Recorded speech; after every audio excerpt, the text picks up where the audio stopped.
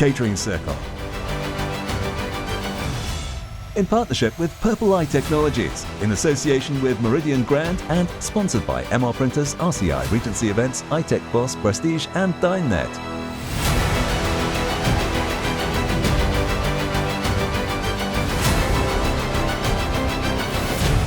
Good evening and assalamu alaikum dear viewers, and welcome to another special episode of the Catering Circle. My name is Aki Rahman and I will be your host for this evening. On tonight's episode, we will be discussing job creation, recruitment, retaining staff and HR policies. Some of our guests tonight will be enlightening us on how to attract the younger generation and also be discussing strategies to retain them for longer periods of time. But before we move on to our esteemed guests tonight, let's watch a short clip on today's topic. Thank you. Job creation and recruitment. With the Brexit and pandemic experience, restaurants across the UK are changing dramatically. New generations are diversifying the workforce. Why is your workforce changing? Here are some of our key findings. 1.3 million overseas migrants left the UK during the pandemic and can't return due to immigration barriers. Employers are seeing staff who left the hospitality industry during lockdown now return from other sectors. 72% found that more candidates are looking for more flexible hours since COVID. 52% agree there is a poor perception among parents and students about working in the hospitality industry. 47% of Brits feel that hospitality or culinary arts should be on the national curriculum in school.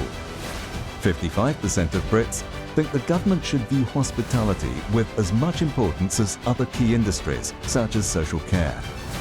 53% believe the government should give hospitality businesses more support to get back on their feet, including tax relief or cash grants. Looking forward, hiring the right hospitality people is paramount.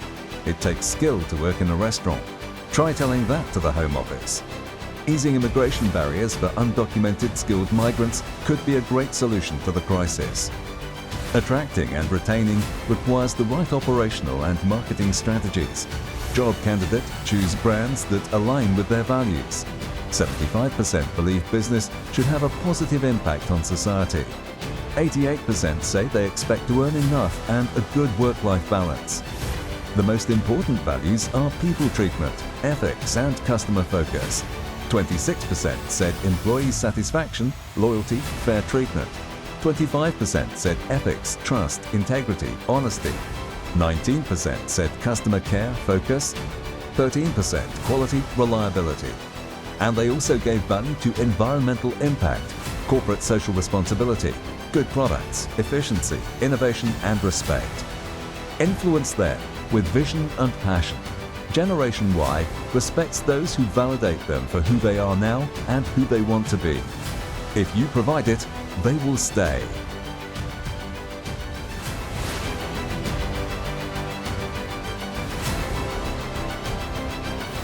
Welcome back, guys. Let's start off with our guests tonight, our studio guests, and first and foremost, the Vice Chairman of Channel S Television. Needs no introduction, Mr. Abdul Haq. Assalamu alaikum. Assalamu alaikum, nice to see you here. He's a IT and media specialist and managing director of Purple Eye Technologies and DyneNet, providing solutions to the catering industry. He's also the founder of Catering Circle and the man behind the platform itself. I'm going to move on to Thank you. Mr. Keith Best, a former Conservative MP and former chair of Parliamentarians Global Action. He was also the chief executive of the Immigration Advisory Service from 1993 to 2009. A great friend of British Bangladeshis. Welcome, sir. Walaikum assalam. He's got the... yes. Yeah. Solidarity. Yeah, excellent. Fantastic, excellent. Now I'm going to move on to Zoe. I was in Dhaka, yeah. In Ramna Park, 1 year after independence was declared, and I saw Bangabandhu give a speech in Ramna Park. And he knows a few words of Bangla as well. We need to get that sorted. Can you give us a few? No. Not on live television. No. Maybe later on. I'm going to move on to Zoe Adji. She's a lecturer at the University of East London. She's experienced in training learning, and she's also a learning and development manager with a demonstrated history of working in the hospitality industry.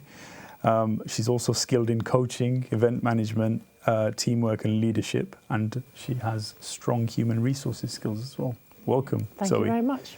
Thank Excellent. You. Nice to be here. And last but not least, we have Amjad Rahman, who's also the Managing Director of Sakina Tours Limited, which is a DWP, which is Department for Work and Pensions approved gateway, and the government Kickstarter scheme.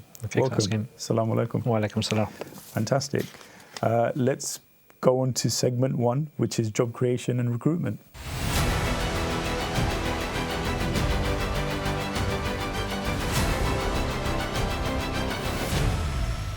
We also have some Zoom guests with us tonight.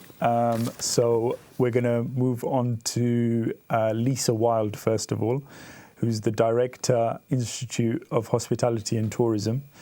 She's Head of Innovation and Management at the University of East London as well, so a colleague of Zoe's. We also have Sanjay Kataria with us tonight, who is the Apprenticeships and Trainees Manager and an SME consultant. Welcome, Sanjay. Thank you. We have Shyam Selvaraj with us. Shyam Selvaraj, I hope I pronounced that correctly, Shyam. Yeah, that's right. Fantastic. He's a business support manager at City Legal Services and corporate immigration and business consultant specializing in UK inbound immigration. Welcome. Thank you. Fantastic. Let's move on to segment 1, which is job creation and recruitment. So I'm going to start off with some questions first of all. The first question directed at Mr. Hock himself. Today's subject is obviously on job creation. Please tell us how the industry can create more jobs. Fair enough. Thank you. But yeah, the job creation obviously comes with, we have to go to the drawing board, which is what we're creating for the customers. Now, before, Indian restaurant used to do for pubs. So we close the pub and we get the drunken people and they like the vindaloo and everything else. The pub culture has just died out. There's hardly any pubs around. All come into. I think the pubs have all turned into Indian restaurants. That's it. Yeah, exactly. So what do you have? You have to understand your customer is always right, and you have to provide for your customer. Otherwise, you have no business. So we have now a list of customers that the Indian restaurant hasn't been evolved for them, and that's where we need the changes. And one of them, or multiple, so let's talk about them. One of them is, say, for example, who choose to come to dining. Okay, so now we have children. My kids choose where they want to go. They want to eat McDonald's, they choose it. McDonald's has been very successful with Happy Meal. Have we got anything for kids in our restaurant? We've got absolutely nothing. It's all a lot of curries, sauces, and a lot of spices, and it's just not working. We need to come up with that and come up with the menu of, for the kids. Yeah. A package. And then you got the adults come in and the family. We just wanted to buy a £3, Happy Meal. We end up spending 40, 50 quid for McDonald's. You got to work with your customers. Now, we've got new customers, for example, they have evolved over the last 20, 30 years. Are we providing for them? For example, ladies choose where to go. The men don't choose nowadays. So, are we providing healthy food? Because they're all health conscious. They don't want to be like big fat men like me. So, slim. The curry hasn't been advertised as healthy food. What about our tandoori? We got to get that tandoori on board, making sure we got the healthy food, rename it. That kind of thing. So your idea is to attract more customers. More customer what they want. Basically. So obviously it's based on the individual people. So if it's kids area, family area, provide the kids food, and that's what we're going to do in our Star Show, which is coming next year, is to create a new menu, completely innovative for the demand for the restaurant. So healthy food. We haven't created enough healthy food. We haven't branded it. Look at the trend now. The trend has gone to street food now. All these like wraps and things, the lunchtime food has been taken over. So how can we create more jobs using the ideas that you've presented right now? Okay, so each of these things that have to create jobs. So, for example, if you had a lunch menu, completely different, you have a different type of people to do these jobs. Absolutely, yeah. So, we'll create more jobs for them. Just to talk about, for example, the street food.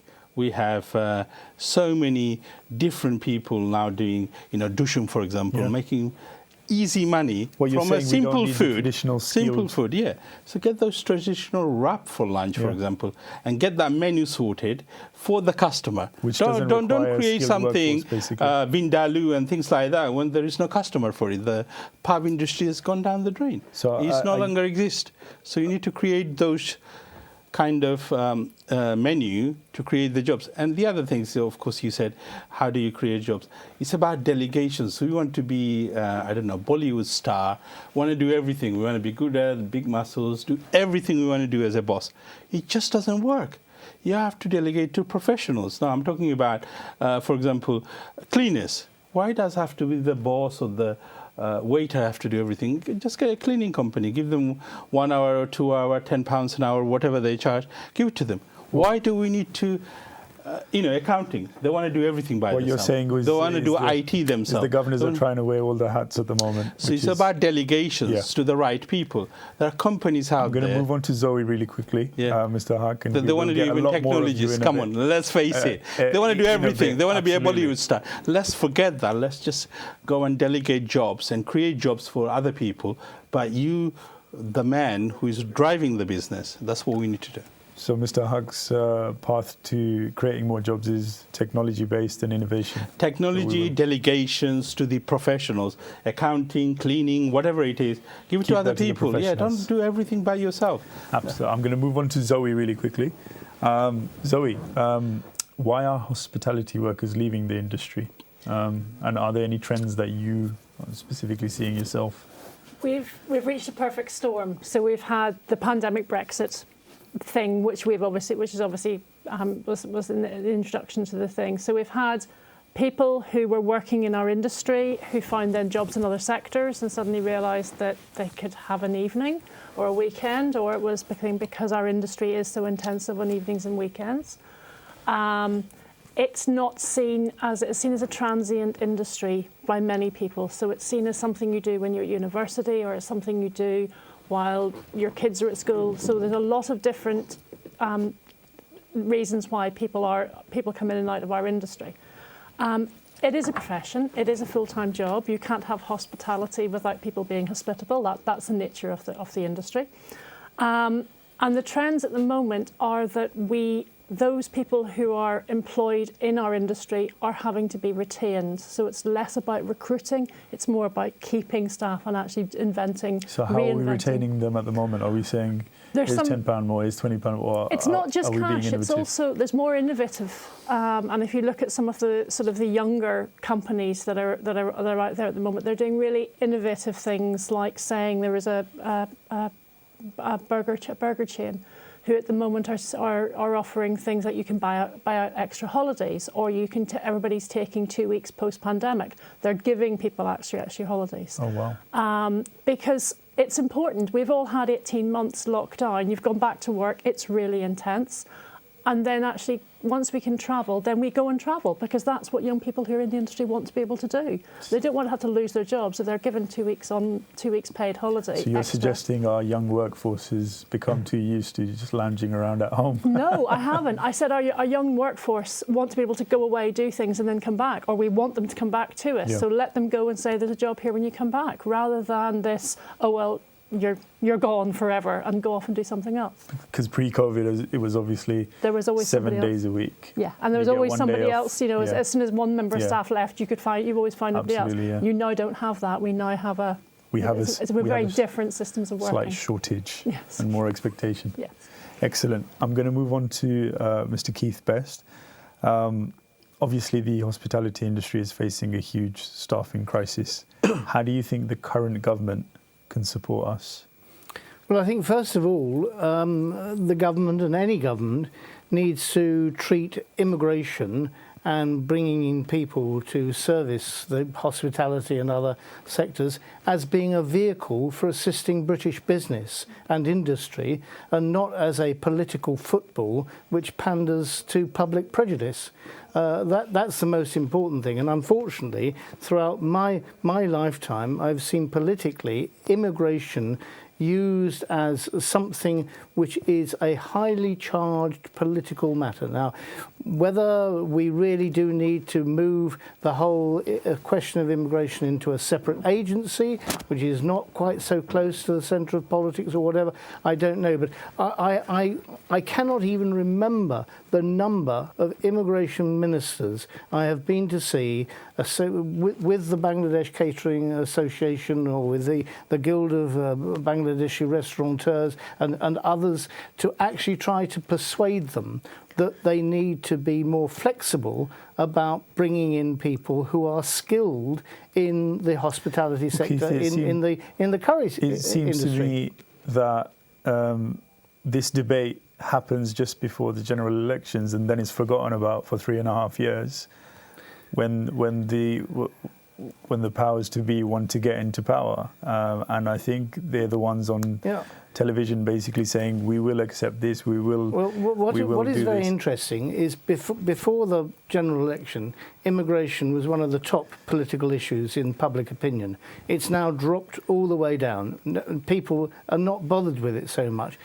And I think also this dearth, this terrible shortage of workers that are being seen in the semi-skilled areas of fruit picking, vegetable picking, things like the hospitality sector, that is crippling British industry and British businesses, particularly small businesses. And that coupled with the double whammy of Brexit, where a lot of the European workers went back to Europe. Yes, some of them because they were fearful of the pandemic and they wanted to be home rather than here. But of course now, if they want to come back, they can't because they come face to face with visa controls. And there's got to be much more flexibility. Well, the current, I'm talking about Priti Patel here, her hardline approach at the moment isn't really helping anyone. But I mean, I can guarantee you when the elections are coming, her approach is going to be different.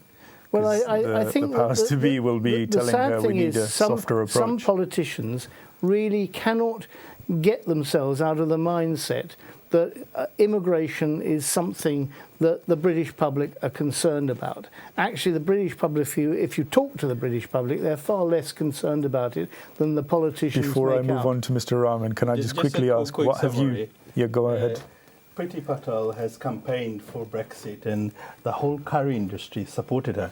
And she's got the top job who can make the decision, and she's totally ignoring, well, I'm afraid I think a lot of people, I mean you know where I stand. I mean, I think Brexit was a disaster for this country and is proving to be so. But I mean, okay, there was a referendum, a narrow win for the Leavers, and we've now left the European Union. I hope at some stage we will rejoin. But you're absolutely right, Abdul, that you know I met them, many Bangladeshi caterers actually were beguiled into thinking that if we left the EU, somehow that was going to open up the floodgates for more people to come in from Bangladesh, from the Indian subcontinent, and they were either grossly misled or they just didn't understand. I believe they were very naive anyway, but they now feel and very I think they now by... realise that they were misled or that they made a wrong interpretation of that, and that's not happening. Just before I go into Amjad really quickly,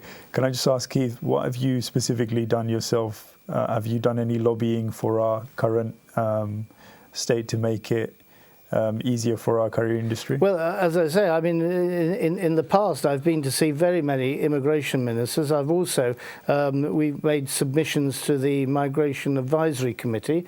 The trouble is the Migration Advisory Committee only meets twice a year. You know, we've lobbied to try to get Bangladeshi chefs, for example, on the skills shortage list. But that's been refused. And I have to say, by sometimes, and I won't mention names, it would be unfair, but I mean, I remember one minister saying, well, why do you need a Bengali to actually do a curry? You don't need an Italian to make a pizza. And I nearly, I sunk my head in my hands and I said, have you any idea what goes into making a curry and the difference in a tight kitchen? That particular MP buys his curry from Asda. Hundreds of ingredients. I know. I mean, it's such a facile argument. But We're going to go on a short break. Keith, we'll be back with you shortly. We're going to go on a short break and we'll see you back shortly. Thank you. Catering Circle. In partnership with Purple Eye Technologies, in association with Meridian Grand and sponsored by MR Printers, RCI, Regency Events, iTech Boss, Prestige and DineNet. Welcome back, dear viewers. Firstly, I'd like to say don't forget to visit our website and also download our Catering Circle app on iOS and Android. Let's move on to our fourth studio guest, Mr. Amjadur Rahman. He's involved in the government-approved Kickstarter scheme. That's right. Can you tell us the process and how businesses can benefit from the scheme? Well, one of the things that we need to mention first is why it was actually created. Because we went into this horrific lockdown, there was the big fear of young people not being able to get back to work. So you had school leavers, college leavers, people just left university who just graduated. And also there was a long period where they were studying from home. And then be able to go out there and then get a job, it was going to be very difficult. So there's that big fear that there's going to be, in the youth, there's going to be massive unemployment. So the government came up with this scheme, which is actually really good. And it will benefit the Happy Meals that you mentioned, okay, and the creativity in the catering industry. And that is, they are willing to basically pay for a 6-month period of their wages. You take the youth on, okay, and then you can just train them. What age range is that again? Now, the age range is 16 to 24. Okay. So within that age range. And I think the employer should take them on because you can get really creative with this, okay?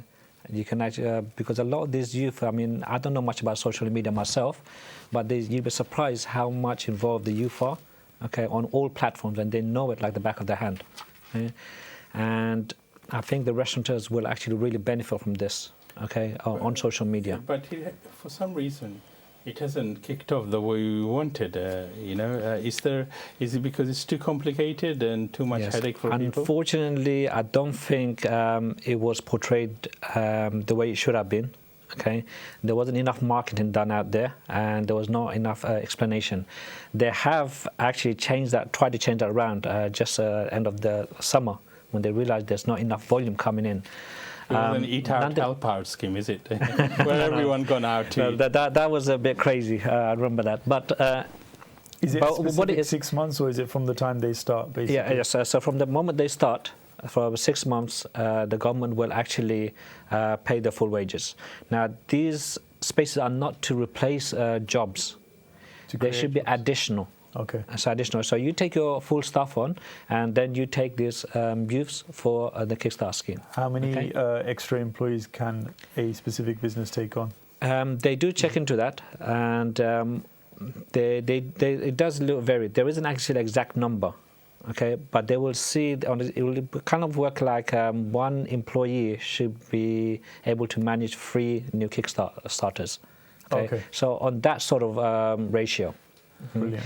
Any more than that, you won't be able to cope with that anyway. And they pay up to how much of their wages? It is minimum wage. Okay. But the restaurateurs and the companies will benefit by getting that extra hand, and more importantly is they'll be able to explore new fields, like the Happy Meals. I mean, to take so I mentioned that a couple of times, but you can try new fields. If you're in an area, and in a Bengali restaurant, you'll have Bengali workers. Okay, try to get the Somalians or Italians, get them involved. If it's all male orientated, get some female in, and see if that actually helps boost your business as well. And not only that, focus a lot more on social media. A lot of these youngsters are so talented, okay, and it's a shame actually. They make use of that. You don't have to pay them nothing. Also, on top of that, the employers will get a grant as well, up to £1,500, just to help train them, to give them the equipment and everything. Is that a one-off payment? Yeah. It's a one-off payment, yes, that's right. Question, I mean, is the government have a closing date for this, or we got a future for next 10 years? No. We wish. I know, because I spoke to a few companies and they said, we moved to apprentices, it's too much hard work. Yeah. It's not going ahead and it's closing very soon. No. Can you tell us a bit more but about it? It ends on the 31st of December this year. But if you take somebody on the 30th of December, they still stay on to the 6 months. Okay. So you've got a few months to play, yeah? Yeah, you got a few months.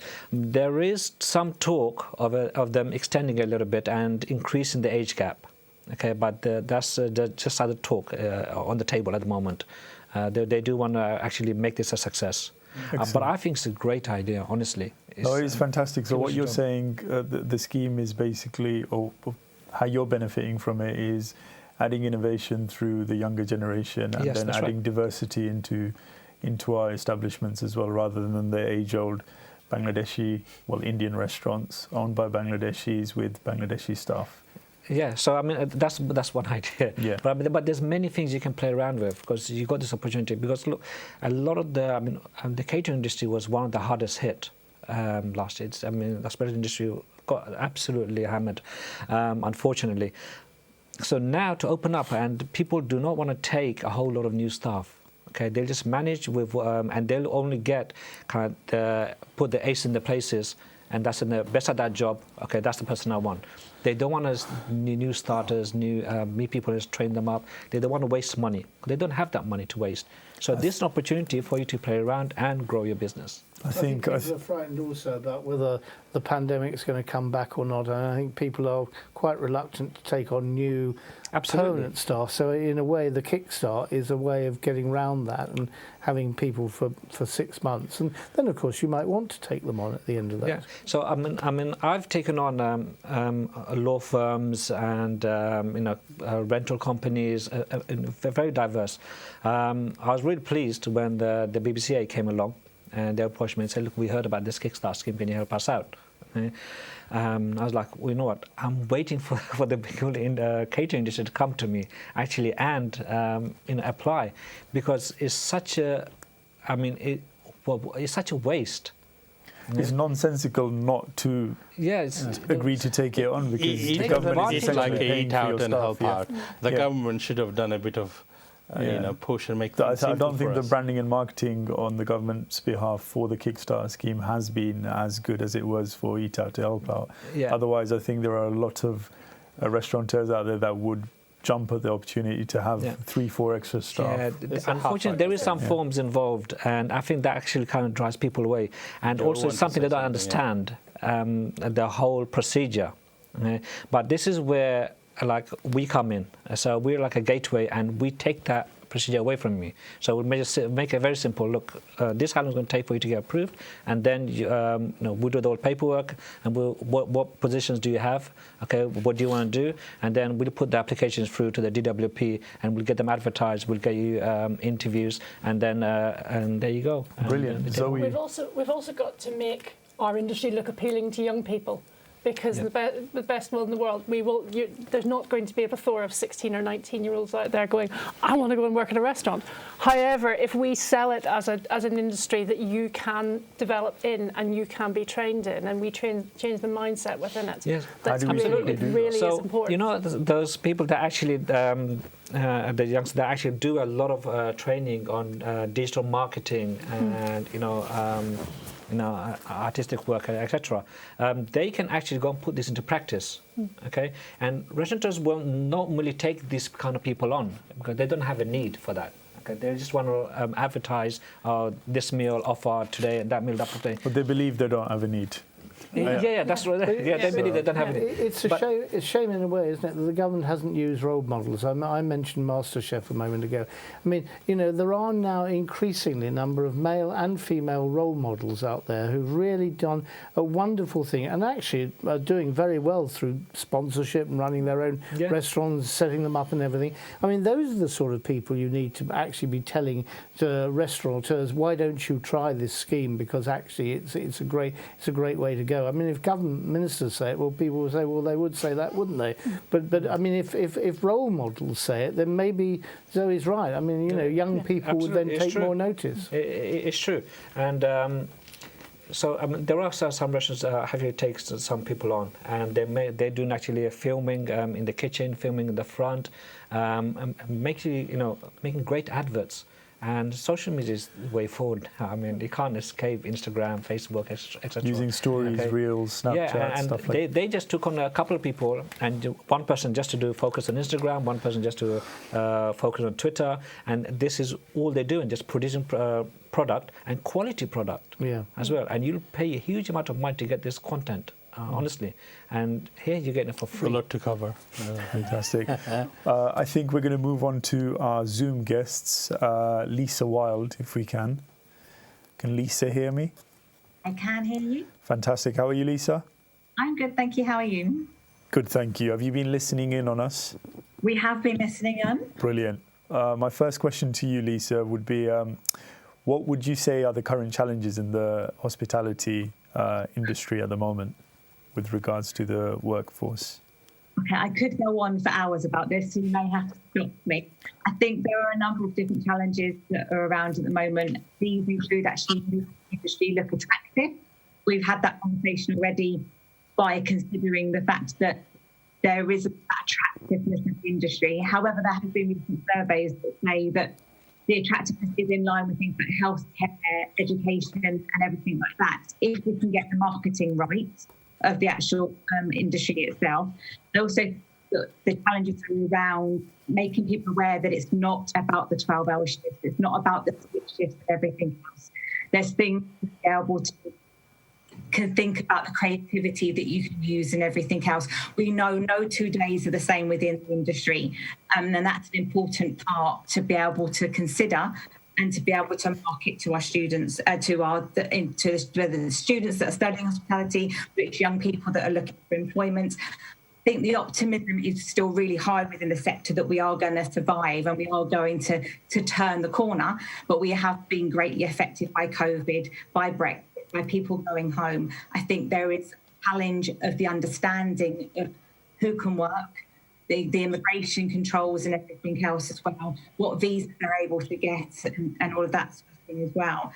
The industry itself is still fragile. It needs a boost. It needs help from the government with regards to the consideration of different schemes that they're bringing along to be able to encourage members of the public, as it were, people that are unemployed, people that have the passion for the industry.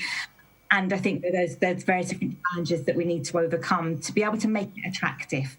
People were put on furlough. They managed to get jobs as delivery drivers and everything else. They weren't doing late shifts and everything else. They were earning some sorts of money. We need to encourage them now to come back to the industry with attractive packages for them, looking at holiday pay, looking at the wages that we're giving to people and everything else. So lots of different things to be able to come. A lot of it is about the image of what the industry is, and we need to link it to those growth opportunities, that it's a secure industry to work in, that it's an investment in a career with endless possibilities that can take you all over the world if you want it to. Fantastic. Thank you very much for that, Lisa. You weren't lying when you said you can go on for hours. I will come back to you in a bit, though. We're going to pop over to Sanjay Kataria first of all. Hi. Hi, Sanjay. Brilliant. I'm going to get straight to it. You've been working in the government apprenticeship schemes. Do you want to tell us how it works and a bit more about it, please? Yeah, so I work for a company called AKR Growth Ventures. We're based in Harrow, and we actually work with young people from age 16 to 24, and we help them to get into apprenticeships, traineeships, and paid employment. Our biggest sector that we work with is the hospitality and catering industry. Apprenticeships are fantastic because you're getting somebody into a position where they're getting a job, they're getting hands-on experience, but they're also working towards their qualifications. And that's, as Lisa explained, that's just invaluable experience because there are so many opportunities within the hospitality and catering industry, not just working in a kitchen or serving tables, but actually meeting and greeting guests, You've got concierge, you've got customer service, you've got everything. You've even got departments such as HR, payroll, media, and it's all the behind the scenes industries that people don't realize go into this whole industry. It is a business. You know, you've got some really amazing 4- and 5-star hotels in London who are struggling to recruit people at the moment. We work with a handful of hotels at the moment who are even happy to take somebody in to under the traineeship model, where they give them 4 weeks of work experience, which then leads into a job. That's fantastic. Sanjay, so you work with a lot of youngsters, obviously. So how do you actually get them in through that door? How do you dangle the carrot, as it were, to our younger generation of kids and youngsters? So we work with a multitude of partners, schools, colleges, other DWP departments, and we basically share our vacancies with them, and they've kind of prepped some of the young people for these positions. Their CVs are sent in to us. We've got a fantastic team of recruiters who will be on the phones interviewing these candidates on the behalf of the employer. So the relationships that we've got with the businesses is that we even actually help them by doing the recruitment on their behalf. So that saves so much time, effort, and stress. We take away everything under our little roof, and our recruiters then have the authority from the employer to actually make that formal job offer, and then just say to the employer, this is who we've interviewed, this is why we think this person's perfect for your industry. Here's their CV, just for you to have a very quick 5-minute chat with them and welcome them to your company, and basically set up their whole induction. Thank you very much, Sanjay. I'm going to go to Keith really quickly and ask you quite a long-winded question, actually. Bringing skilled staff from overseas is obviously very expensive and a lengthy process. How can we develop our homegrown talent, and how can the government ease immigration barriers for undocumented skilled migrants? Well, two parts to that question. I mean, first of all, how do we develop homegrown talent? I think, what we've just been hearing some very good news stories about bringing young people in. I think there is still, I'm afraid, an ambient reluctance for people to get involved in this kind of industry, young people. I mean, they don't see it necessarily as an attractive place to go and work.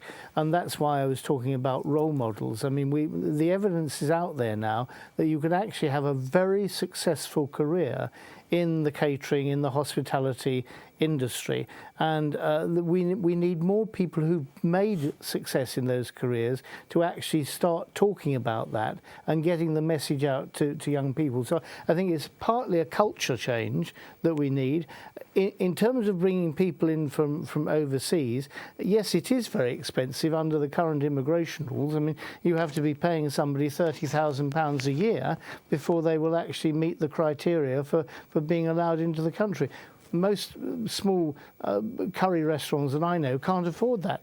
It's beyond. Do you think that's been done to basically dissuade restaurateurs from? I think to summarise the present government's attitude, they want to see a high wage economy, but that's all well and good. But you've got to remember there are an awful lot of jobs which are not particularly high wage, but can be equally satisfying and self-fulfilling, even though they're not going to be earning £30,000-40,000 a year. Do you think we need a mix of both? A bit of homegrown talent, some relaxation on the rules. I do, and Zoe said earlier, we rely on immigration. I mean, this country has relied on immigration throughout its history. It's just that we don't make such a big noise about it as the Americans do. But we are a country of immigration, and we could not survive without those people. And the stories of immigrants who've come here and who really made really good thing made a tremendous contribution to we wouldn't have a curry industry at all in this country if the now rather aging proprietors of Bengali restaurants hadn't come over in the 1960s and actually set up those restaurants and suddenly discovered there was a taste amongst the British public which they'd never experienced before and really didn't know anything about, and suddenly thought, this is great. And moreover, you know, going back to the point about families and everything, I mean, in these days, where can you go with a family and actually have an enjoyable meal out at a cost you can afford? You have to go to a curry restaurant, quite frankly. You go to traditional shishi restaurants, it's going to cost you an arm and a leg. And we really need to get that message out, that actually being involved in this industry is not only fulfilling and interesting, it's also a great public service. Absolutely. Thank you very much for that, Keith. I'm going to go to Mr. Huck. And firstly, the traditional way of recruiting has stopped working. What do you think the best way now is to recruit staff? Well, the traditional way of recruiting was who you know, and your friends tell them you got a job offer, but that's just not working anymore because the staff crisis built in, and a lot of people moved into technologies and they get better offers and things like that. So ever since Steve Jobs, or Apple, if you like, made this iPhone and the smartphone things came in, everything is controlled by that. And we got to move from traditional to more social media. Now, there's so many ways of, I know our Bangladeshi brothers, they have a lot of Facebook, for example, where you can advertise your job free of charge. They got about 40,000 users. That's one way of getting Facebook pages, job recruitment. That's one way. The other ways is there are so many powerful websites now. I mean, I used to own a restaurant, I'm talking about back in 2011. And I used to just put an ad on Gumtree, for example, get 300-400 CVs from different, and especially if you're running different, like bar and restaurant, you can get bartenders and also professional ones, very reasonable wages. Our restaurateurs aren't taking that approach and actually going on to use Facebook to say hello to their friends. The scare factor is the word they have to write. But the good news is there are companies. I mean, I don't have the time to write a big job descriptions and write all the right materials. The company can pay £200 or something. They write everything for you. They post to like all the job places, like 7-8 places or 10 places. You get a few hundred CVs in a matter of days to play with and get interviews and pick up the best. That's the kind of thing, rather than just waiting for your friends to tell you, because your friend might be in crisis and he wants stuff for himself. I know Joe wants to say something so quickly. There's a huge advantage the small independent restaurants like curry houses have over recruitment at the moment, rather than the larger companies. So if you're a small independent restaurant, you can recruit really locally. People don't want to go. People are still unsure about travelling and everything else. If you work for one of the larger brands, they centralise their recruitment. So you apply, from wherever we are here, and the job that you've actually applied for, you discover is in Harrow or in Henley or in whatever else. If you're recruiting, if you are a small independent restaurant like a curry house, you can actually target your own small area. And that then will actually mean you will have a brand loyalty and people want to come and work with you if you are doing it. So you're actually sitting at quite a good advantage, rather than these great big mega recruitments. Yeah, exactly. And what we're missing out is Job Centre. I mean, we're too scared to put an ad on Job Centre. Job Centre is attracting the local people. And I tell you something, first thing I did when I was a student is gone to Job Centre looking for a job. And I'm sure if you want to attract the youngster and for the future, you got to get into that. 100%. 100%. Thank you, Mr. Huck. Thank you, Zoe. Let's get our final comments from Amjadur. Finally, do you want to give us your final comments on the state of the restaurant industry at the moment? I mean, look... and any tips or advice you can give us? I know because of the pandemic, the industry suffered a lot. and they're struggling, and I know they're struggling for employees as well. Okay, so what I'm representing is the Kickstarter scheme, and I'm just saying, look, honestly, it's a no-brainer. Just get on it and be adventurous. So I had. I was very pleased with, like I mentioned before, the BBC, when they approached me, they were quite bold, and they said, we want to get on this, explain it to us. And I said, look, take people on for new jobs. Okay, don't think of just a waiter and a kitchen assistant and that is it. Okay, you have an opportunity to get creative. Your business has gone down. Okay, you suffered in a year and a half. Okay, step out of the your normal shoes and then get a bit more creative. How do we do this? Look, you want to attract people to your place. Okay, you want to make it look hip. You want to, and the youth are doing this. And what you do is get them to do filming in the back, filming at the front, the social Instagram. Media Even if you have, I'm going to have to cut you off, unfortunately. But thank you very much for coming. We're going to go on a short break. You have time to make some tea, and we'll see you on segment 2. Thank you. Catering Circle. In partnership with Purple Eye Technologies, in association with Meridian Grand, and sponsored by MR Printers, RCI, Regency Events, iTech Boss, Prestige and DineNet. Good evening and welcome back. We have a new studio guest with us, a famous guest with us, shall I say, from Luton, Mr. Oli Khan, MBE. Welcome. Assalamu alaikum. He's an internationally recognized award-winning celebrity chef and a successful entrepreneur, philanthropist and a community activist as well. Welcome. I'm going to direct my first question in this segment, which is about retention and the HR policies, towards our new studio guest straight away. So, Mr. Oli Khan, from your personal experience, what more can be done to retain our existing staff and ways to attract our younger generation into the sector? Thank you. Probably I'm with you first time with Catering Circle. As you being a presenter, wonderful question. So retain staff, basically, those staff that we look after. As you know, a lot of the staff that works within the car industry or within the wider sector, mostly you need to look after them. And when the time goes on, there's a lot of changes. I need to actually come up with the changes and look after those staff, which is very important, isn't it? It's Absolutely. like, yeah. And once like your business is growing, you need to look after them, like giving them extra bonuses, and looking after their families. Families means it's the way, like, we celebrate Eid. During the Eid time, if we probably give them some gift to their families, they become very happy, isn't it? And also, there's so many other ways, you can help them retain those staff, And obviously, this industry is struggling at the moment, and nearly almost 500,000 shortage within the industry at this moment. And every sector you go, people are actually suffering for shortage of staff everywhere. And especially after we came out from the Brexit, it's like everything is going mad at this moment, isn't it?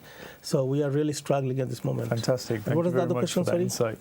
I will come back to you shortly, but dear viewers, this segment is obviously on retention and HR policies.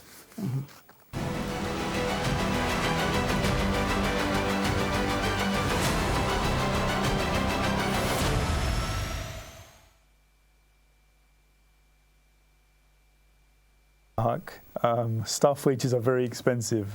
How do you think we can improve our rota system? Well, very good question. I mean, obviously, the days are gone where there wasn't a minimum wages. You can pay whatever you like, and no one complains about it. Now, you got minimum wages plus every hour's cost money, every minute costs money. So you got to get the rota system perfectly right. And the way to do it is, obviously, you need to work out your business, which one is working. So, for example, some of the businesses, a restaurant, for example, Monday to Wednesday, they are not taking much taking.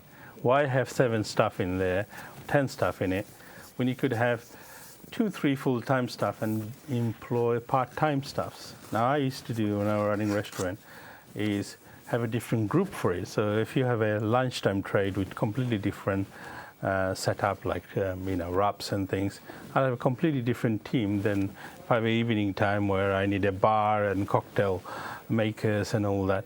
So it's important you get a lot of part-time involved in that case, so you can create your rota system that way. And some of the days, take a day off. I mean, why do we need to open 7 days a week? It eases the burden on the existing staff as well. A lot of the knowing they don't have takeaways, to do a 6-day week. I know nowadays taking 2 days off and works out, not giving 2 days day off and then try to work out extra stuff and that, because they're making hardly any money on those days. And so it's, again, it depends on individual businesses. The rota system has to involve a lot of part-time, because you don't need full-time every 7 days. Your business is normally on Thursday, Friday, Saturday, I would say between 6 to 9, 3 hours business. Fantastic. And you pay a bit of extra money, get the right people, get a lot of part-timers involved, and that way your rota system, you'll see you're saving huge amount of money. Fantastic. And we always promote saving is your profit. If you don't make any saving, you're running a business For no reason. and you're not getting even wages, no reason whatsoever. Absolutely. You're working for everybody, the council, the government, everybody else, nothing for you unless you get those things right. Thank you. Valuable piece of information there from Mr. Hawk. I'm going to move on to Lisa Wild on Zoom. Lisa, are you there?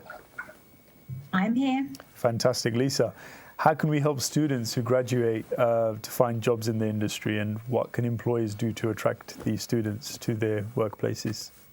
Yep, so every year we have a huge number of students that have studied for 3 or 4 years for their degree, exiting with knowledge of the industry, skills, the soft skills and everything they need, as well as those hard skills and everything else.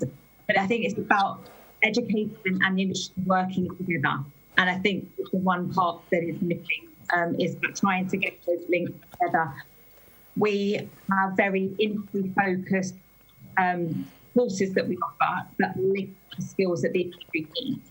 But we still make sure there is a conduit that once they finish the course, they then have the employment opportunities, and they are seen as being employable. So these courses that you're talking about, Lisa, are they similar to, say, graduate schemes for the curry industry? Is that what it is, or do you want to elaborate?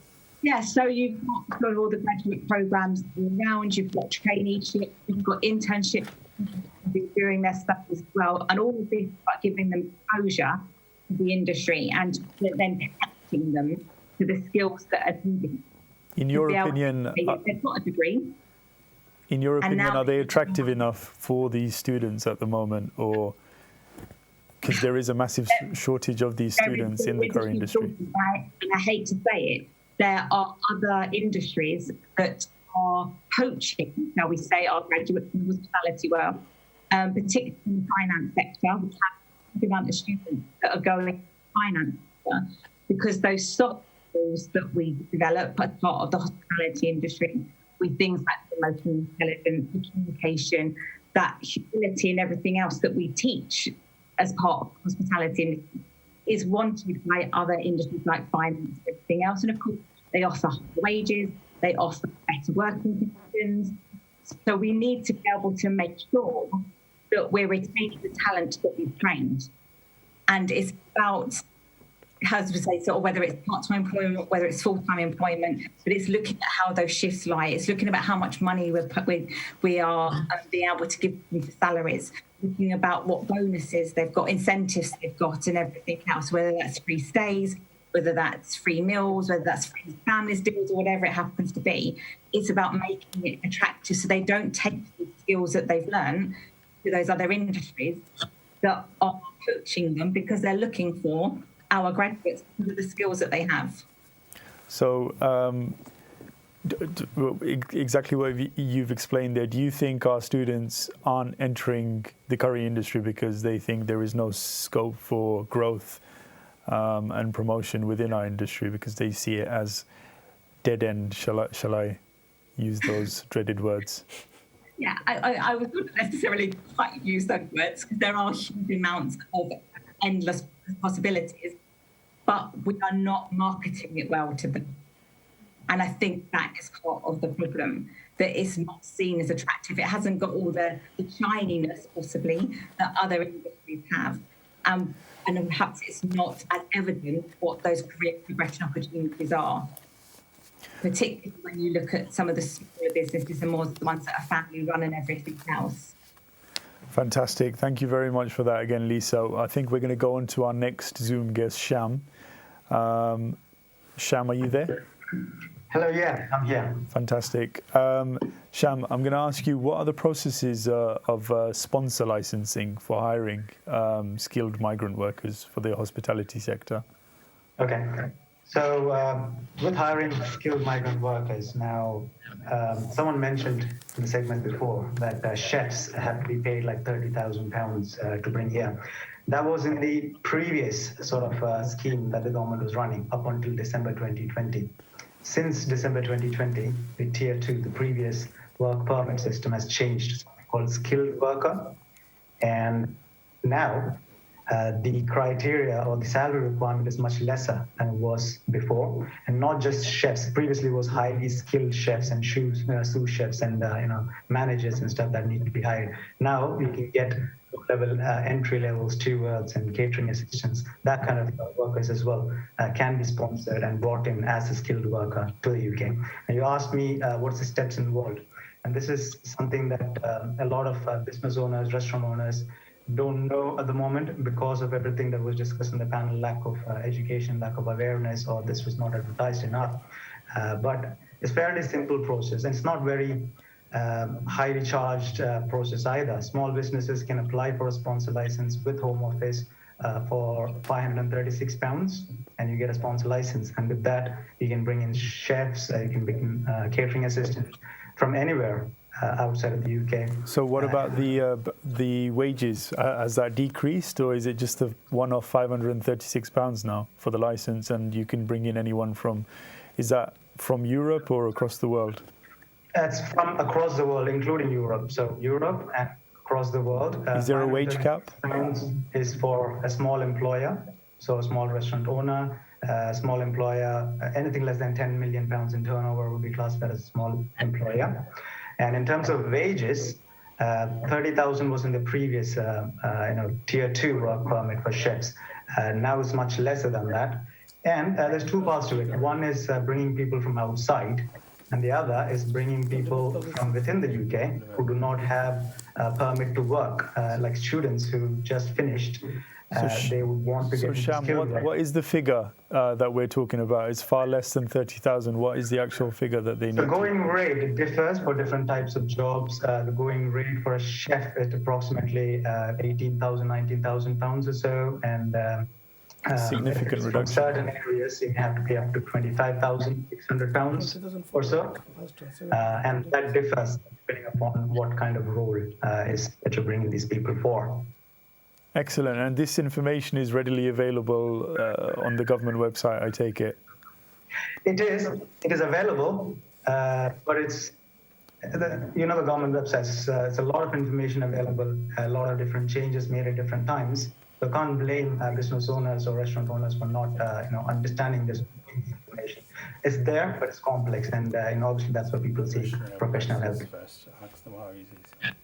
How easy is it for the restaurants to obtain the license?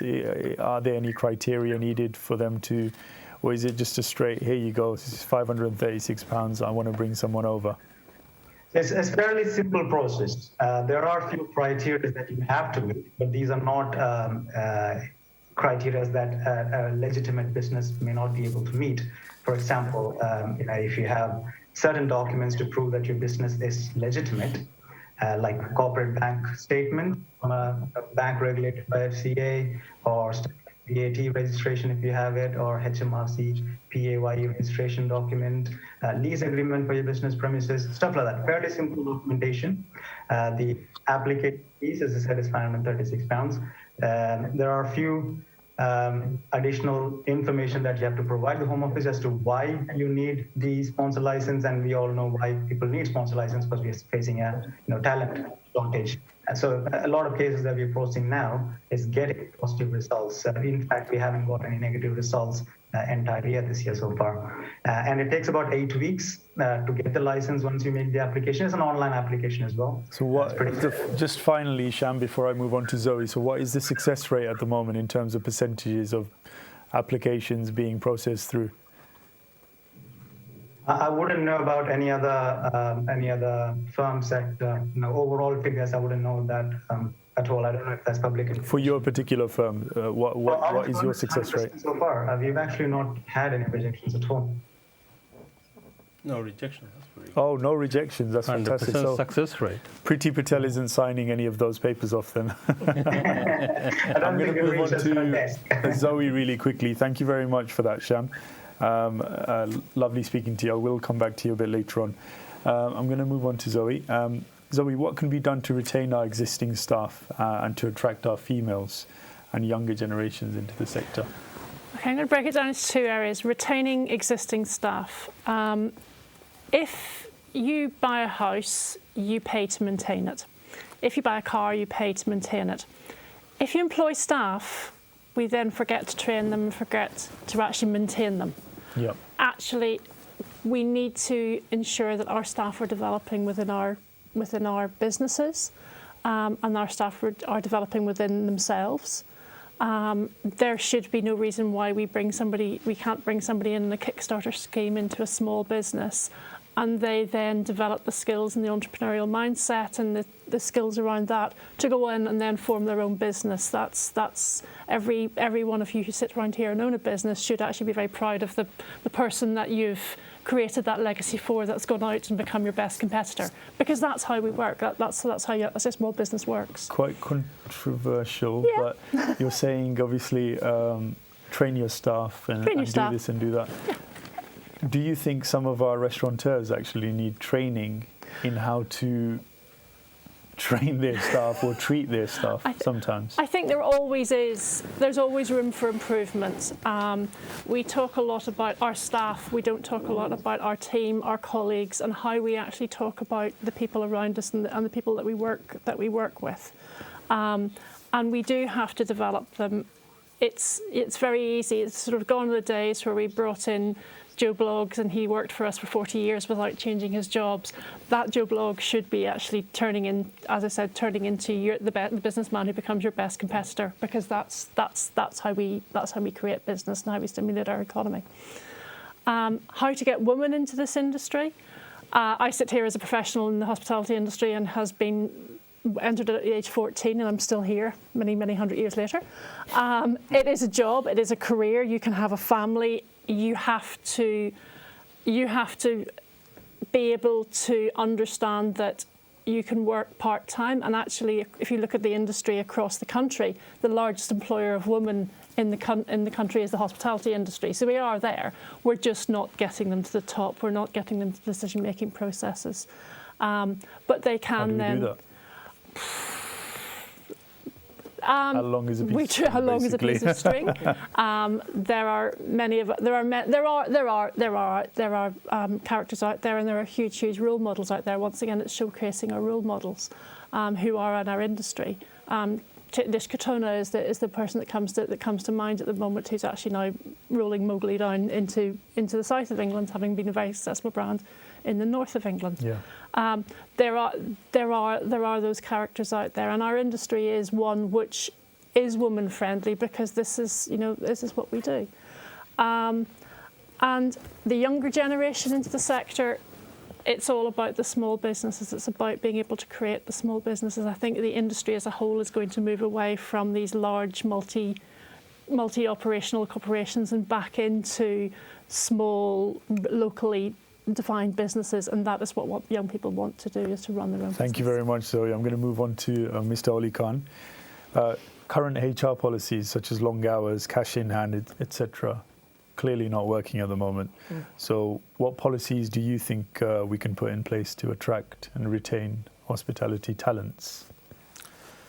Well, basically,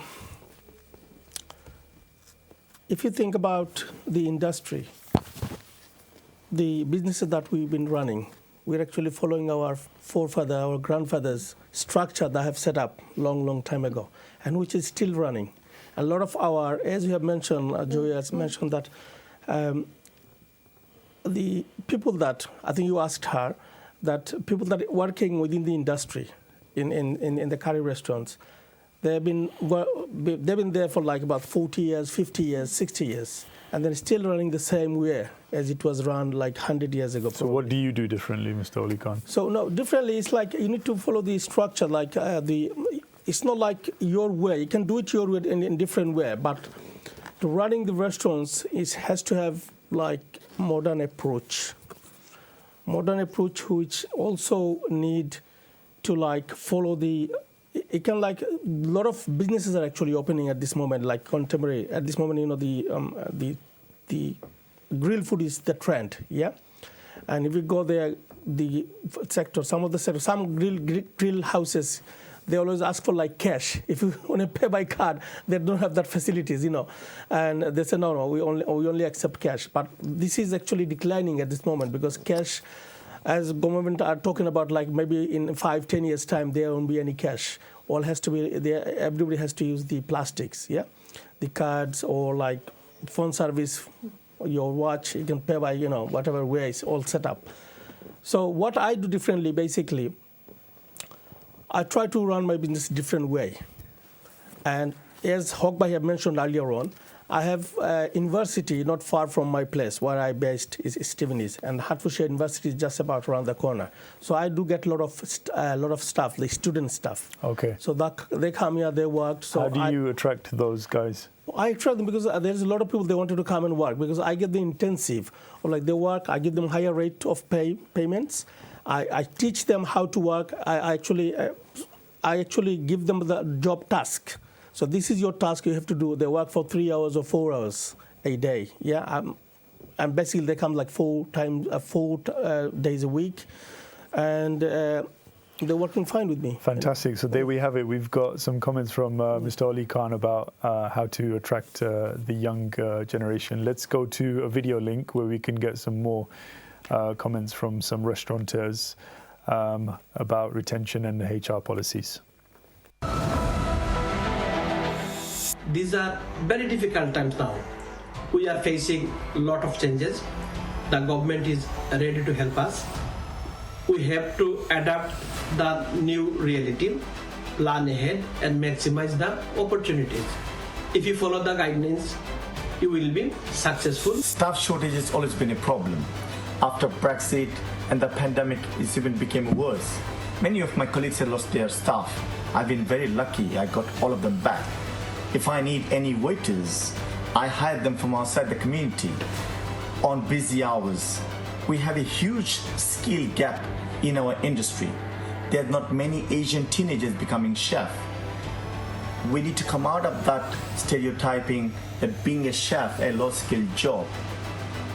We as a community need to push our teenagers who is finding difficulty to get a job, push them into this industry, to make them understand how profitable this industry is. This is the only way we can breach this skill gap. The main issue is obviously post-Brexit and what the impact is within the Indian restaurant industry. It's a huge impact because we've lost a major section of our workforce, and I believe we need to do something drastically to get the workforce back and to get especially the homegrown talent or the younger generation interested in the industry. And my belief is the best way to go forward is to introduce courses within universities and colleges that recognize the Indian sector and focus on especially the Indian hospitality side and the catering side as well, which goes hand in hand. We need to see how we can implement this and make this more attractive for the younger generation. The lunch trade in the Indian restaurant is very minor. There's barely any customers. So we can probably introduce a lunch menu, something very light, like a wrap or anything, and open for lunch, creating more jobs for the locals. Even working part-time is still part of creating a job. It's about thinking out of the box nowadays to draw in customers. So we can't be dying down. This is our bread and butter. This whole curry industry is very genetic. Bring in fusion food into the market where people are more willing to come down, and it's about dragging people inside the restaurant. Things you could do different in terms of menu-wise. You could be introducing like venison, sea bass, salmon, crab, lobster. There's so much you could do rather than selling korma, masala, jalfrezi, which is very common nowadays. So like I said, yes, innovating the menu, interior decoration. It's all about thinking out of the box nowadays. To protect our industry in this critical period, government must need to flexible to us. Especially consider VAT cut, new job creation, and ensure that commodity price do not goes up.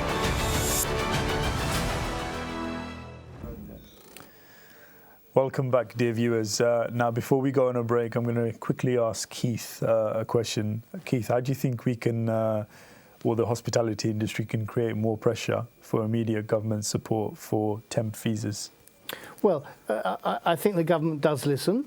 And it listens obviously to its own backbenchers as well. So lobbying members of parliament is very important.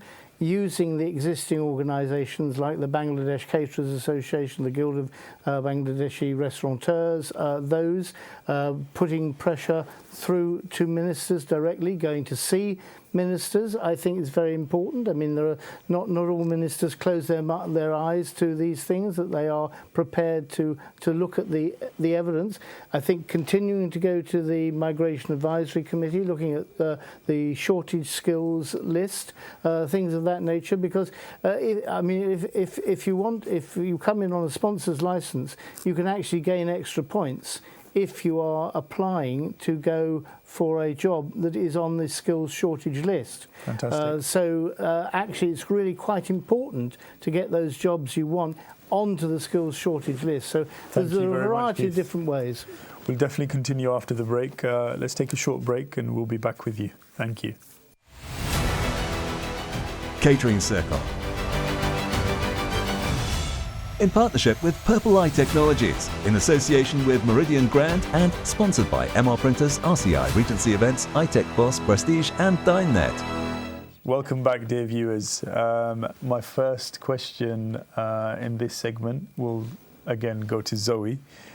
Zoe, why is higher education and training fundamental to the future of our industry? I think when Mr. Hack at the very, very beginning summed it up, whenever he said that not everybody can do everything. So you don't, why are you cleaning your restaurant as well as cooking in your restaurant as well as, why is everybody doing everything? Education and training in the hospitality industry in any given will give you a good overview of all the different skills and the different areas. So you will understand what marketing is, you will understand what HR is, you will understand how a kitchen works, you will understand all the different elements of those restaurants. But you don't necessarily have to be the master of them all. But that means that you then can delegate down with confidence, because if the marketing isn't working, you can see that, you understand why it's not working, and you will have a specialist who stands beside you. So that's what higher education does. It also gives you confidence. Any education and training gives you confidence to go out into the world to actually be able to produce a better product. Fantastic. Thank you very much for that, Zoe. I'm going to go to Keith and ask what post-Brexit immigration policies can we expect from the government? Would the Australian, if you're familiar with it, points-based system work here? Well, first of all, it's actually difficult to know what post-Brexit policies will be, because I think it's going to be very largely driven by circumstances. As to the Australian points-based system, well, it's very difficult. You can't compare Britain with Australia. I mean, the levels of migration are so totally different. In a way, we do have a points-based system anyway in this country. And I think probably the concept of the rules is not flawed. It's just the way they're interpreted sometimes. The government slogan is Global Britain.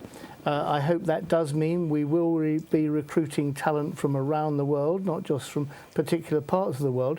But I think the other thing that's going to drive immigration policy, frankly, is trade policy. because when we are negotiating bilateral trade agreements, now that we're no longer part of the EU-wide trade agreements with other countries, when we're going to be negotiating those, I think many of those countries will want to have some sort of deal about migration. The obvious example is India. Mr. Modi's made it very, very clear that if we are going to do a trade deal with India about Indian goods and our goods going to India, he will want to see a much greater level of Indian migration to this country, or the capacity for Indian nationals to actually be able to come here.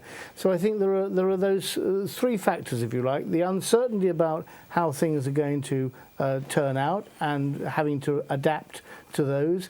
Secondly, looking to have the skills that we need from all around the world. And thirdly, actually responding to getting a good trade deal with another country, being prepared to put immigration policies for those nationals on the table as well. Fantastic. Thank you very much for that, Keith. I'm going to move on to Mr. Huck. What more can the restaurant sector do to retain the existing staff that they have? Well, and why do they jump ship every? Yeah, it's very simple. I mean, we human work on hopes, the future. There is nothing in Indian restaurant. If they're waiter, they're forever waiter. There is nothing going on because we are not giving the future. They want the training, the job promotion, the prospect they need.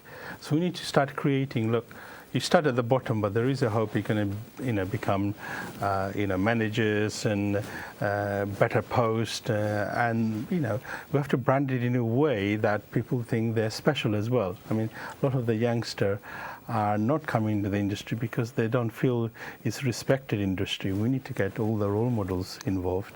We need to make sure they're getting good wages. I mean, the wages should be coming from the customers. I don't have a problem if I got a good service. I go to restaurant not for hunger. I go for the service, the whole experience. If I get a good experience, I'm happy to pay whatever service charge and the tip and the price, what needs to be paid. I'm happy. So grab it from the customer, but provide the services and the food. On the tip system, I believe I got sent an article by a friend of mine who gave me an article from The Guardian saying tips are now mandatory to give to your staff now. It's going to become illegal to do so. It so is, but the help? problem with the British culture is the reason we started service charge is because people don't want a tip. So we do collect service charge and people are willing to pay for that. Tip is if it's extra service that you're really happy with. But then why not give a percentage of service charge to your staff? Why do you have to grab everything? Make sure you grab enough from the food. That's the question all yourself. The staff around the UK are asking. Exactly. Give them incentive, because I go to America, States or Canada, wherever, tipping is 15% minimum, and they'll give you a dirty look. But there is no service charge, so you end up paying a good tip for the service, and it's a standard there. In UK, you are charging service charge, yes, then give a percentage, the service charge, to your staff. Do not, as a restaurant owner, grab everything. Yeah, take a small percentage for your overhead. Maybe you're paying credit card charge, and if you're paying, if you're not discretionary, you probably have to pay tax on it, VAT. Cut 20% off. Give 80% to the staff, so do you or whatever it is. So elaborating on that, do you think how our restaurateurs have been treating staff is a contributing factor to why the biggest problem with our restaurants is they don't know the way to grab the money from the actual customers. They haven't got the product. They're not providing the service. They try to get it from the staff and other sources, the suppliers and other people. They should be leaving their service charge, which is designed for the staff to get. Give them a good 80% out of it, or some of the good restaurant, giving 100% of the service charge, or give at least a percentage to start with, and not take the service charge and the tip to yourself, and that's where we're going wrong. Yeah, it's a lot more attractive for the staff. I know Joe wanted to say. Just to add one other point into that there. Whenever the furlough system came in March 2020, tips weren't included, service charge and tips weren't included as part of the furlough payment. So our waiters went out and we're only getting their minimum wage and 80% of that. So now there were some really good restaurateurs who topped it up and actually took money out of their own pockets to make sure things. But the government didn't recognise that tips were actually part of a waiter's salary. So if they're not, we can't expect everybody else to. And it was really demoralising. I think the new legislation will accept that fact. Well, hopefully we'll never have another furlough see it. system, but we had 18 months where our staff were being paid a pittance because they didn't have their service charge recognised. Yeah, and the only thing is the tips only work if there is no service charge. Customers are clever. They're not going to pay both unless it's exceptional service. So normal service, they will pay service charge, and you expect the staff to get it. I normally say, are you getting the service charge? If the waiter said no, I said, delete it, I'll give you the tip. I always works ask, when both I ways. go to a restaurant, I always ask the waiter if the service charge goes to the staff. And if it doesn't, in extreme circumstances, I'll ask them to take it off. But I mean, I think it is now an obligation. It is, does go, because there was, I won't mention his name, it'd be embarrassing, but there was a rather famous chef in the Westminster area. As long as it's not Mr. Oli It Khan. wasn't Mr. Oli Khan, but the famous chef who actually wasn't. He was keeping the service charge, and that caused an absolute uproar. There are several companies at the moment. There's quite a lot of unionisation of the hospitality industry at the moment, which is coming out with the tips and the service charge. What do you do with regards to? Do you have a service charge? Oliver is very generous, I'm sure. Mine's is like I run a takeaway. So in terms of my restaurants, I do because. As far as the concern is the government have actually implemented the tips must goes to the staff. So you have to follow the rules, and that's what we do. Fantastic. I have. Again, I'm going to come back to you and say, what policies do you think we can put in place to retain these talents? Well, basically, as as mentioned earlier, also like few other things that. Actually, a lot of our staff, they've been working for quite some time. Also, like I'd like to mention, the staff, sorry, my phone is ringing, distracting. So, the question was the retention, isn't it? What can you do to retain more, like the staff? Yeah. So many ways, so many things you can do, basically to retain them. So long hours, cash in hand and stuff like that. Nowadays, honestly speaking, it's no longer long hours. It used to be. We used to run our restaurant twice, we used to open twice, daytime and then evening. Now most of the restaurants are actually open in the evening. So from 5:30, and then close about 10 o'clock. So do you like what Hokbai mentioned before, have staggered shifts where one person is doing morning, another person is doing evening and doing part-time? Yes, that's how you should run. That's how you should run. Because if you think about the grill houses, they're doing if you see in front of the house, probably 100 customers sitting inside, there is only 4 staff. While if you go to the Indian restaurants, you'll see 100 people sitting in there's about 12 staff.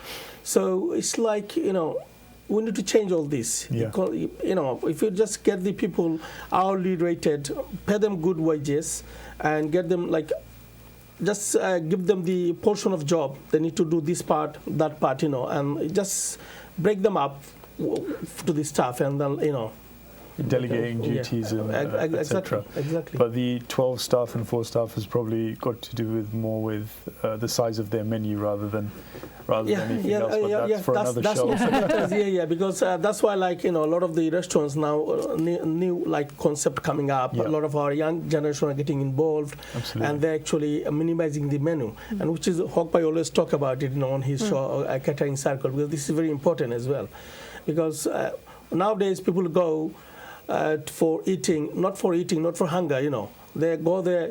The other day I went to Birmingham.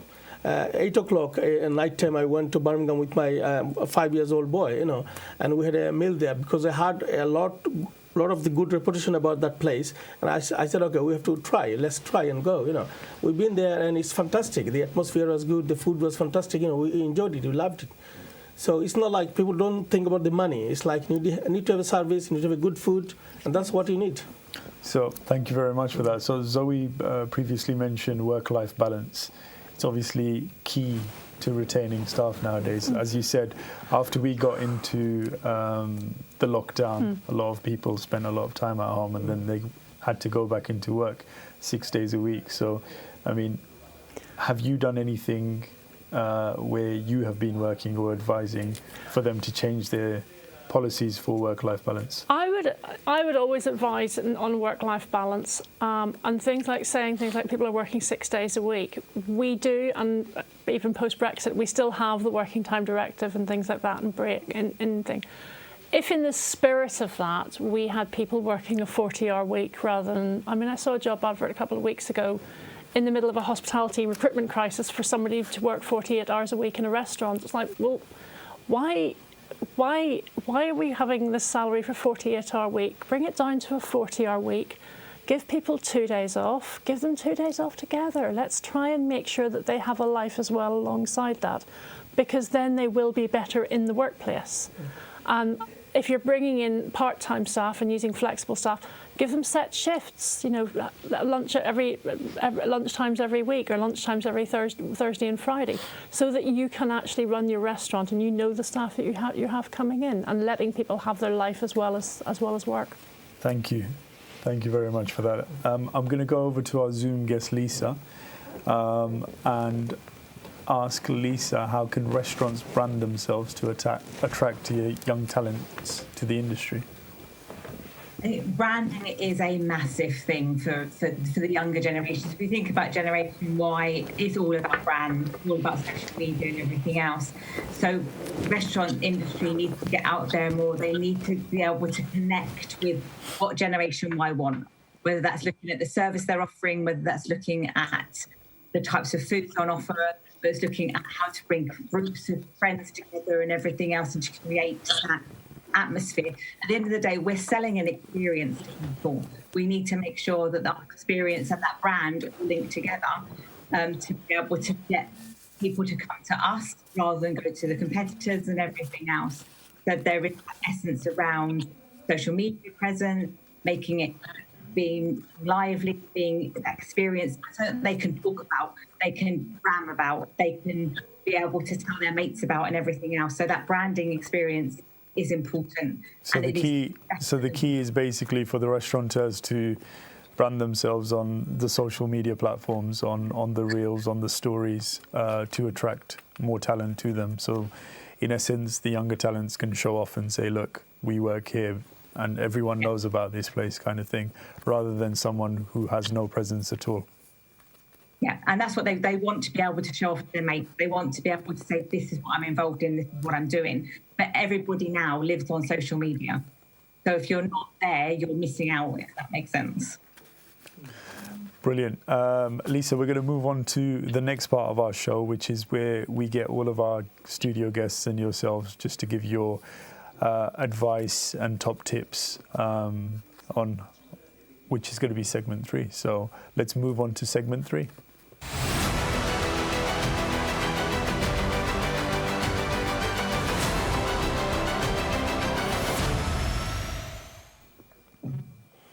Welcome back, guys. So we're going to start off with Keith and ask your advice. Actually, I'll tell you what, let's introduce one of our Zoom guests that has just arrived on short notice. He's Mr. Altaf Hussain, who's an executive member of the Catering Circle and a successful entrepreneur. Assalamu alaikum, Altaf. Assalamu alaikum. How are you, guys? Fantastic. I hope you've been listening in on us. Yes, I am listening. Patiently waiting for your opportunity. Thank you. Thank you very much for having me in your show. No problem at all. No problem at all, brother. I'm going to start off with yourself and ask you, can you give us your advice and top tips on attracting talent and retaining staff in our restaurant industry, and what you actually did yourself to retain these staff? Thank you. Thank you. Shall I give my personal experience, what I did with the lockdown period? We'd love to hear about your personal experience. Yes. The staff shortage is always, even before pandemic. And since on pandemic, we was very lucky to operate as a take-home. And we retain our staff. But what I did, I trained all the staff to become a kitchen chef, second chef, tandoori chef, all sorts of things. because of take staff are a little bit flexy and they don't have to wait in the front. So we trained ourselves and the secretary, all these things. And now is after lockdown, we start facing the staff shortage again for the front staff. So what actually is, I had a cleaner company, which is, I gave contact for morning, they can clean restaurant within 2 hours. And it is more hygienic, more cleaner, more, clean everything. And the staff who is working actually, there's one of my staff, his main staff, he wanted to change his job because of his lunchtime, some problem for his family matter. So I told him, okay, then you just take your flexi time. You are able to work in the evening time, and he is more than happy working evenings. So we don't have to attend all the stuff in the restaurant at lunchtime because lunchtime is very quiet anyway. So excellent. We produce a small menu for kebab and things like that. And the staff who is attending on the lunchtime, very easy to do business or all this wrap and all this grill food and quick. We don't need all this stuff in the front. So the staff get flexibility and we create a job for the cleaner. They are very happy to get cleaning job. And also we publicize for part-time. Many people, they're working in office, 9 to 5 job. But we restaurant are never publicized for those sort of people. So we encourage them, if they can help evening time for 3 hours, and they're very happy to help. Thank you very much, Altaf Bhai, for your beautiful insight.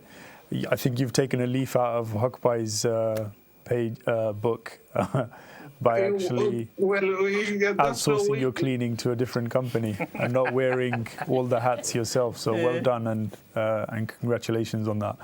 I'm going to quickly move on to Lisa because we are running out of time and ask her for her final thoughts and tips.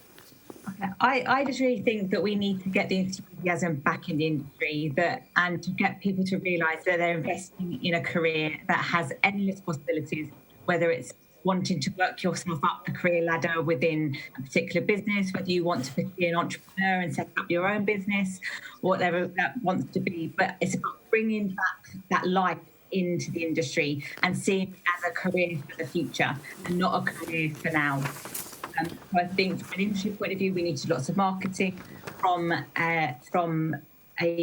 the education point of view, we need to get the enthusiasm running that, studying a degree is worthwhile. It's going to give you... Lisa. Thank you very much for tonight. You've given us a lot of insight into your world, and I'm sure all of our viewers have benefited from it. Thank you for tonight. I'm going to quickly move on to 30 seconds of Mr. Oli Khan's top tips. Yeah, thank you. It's been wonderful coming to the Catering Circle because it's related to the current industry. Now, one thing I'd like to tell all the staff and the governors, at this moment the industry is suffering a lot of staff shortage. As I have seen everywhere I go, people are asking for, I need tandoori chef, I need cooks, And a lot of people, a lot of staff, what they do, they actually go to the job, they're working there for 4 or 5 weeks probably, or 4 or 5 months, then they got better salary and they go somewhere else without even giving them the notice. But we don't have the proper system in place. So I'd like to request those people, please don't do these things because this is not really nice. Wherever you're going to work, do the work and get your... when you go to the work, obviously, you have actually fixed your wages and you've been working for them. So make sure you don't do these dodgy things. I would say dodgy things because people don't give them a notice. They get better salary, they go somewhere else. So because one day I was been working, I started as a kitchen porter and I came to a place now. So I can working 4 or 5 years, maybe 10 years later, I could be a governor. Then I could own multiple businesses. So thank you, Mr. Ali Khan. I'm going to have to cut you off there, unfortunately, but some harsh words from Mr. Ali Khan. Don't cross him. I'm going to go over to Sanjay on Zoom and get final comments. You've got 20 seconds. Okay. I would just say, think about the prospects, think about the industry, think about the doors it will open. It will give you an insight to travel the world.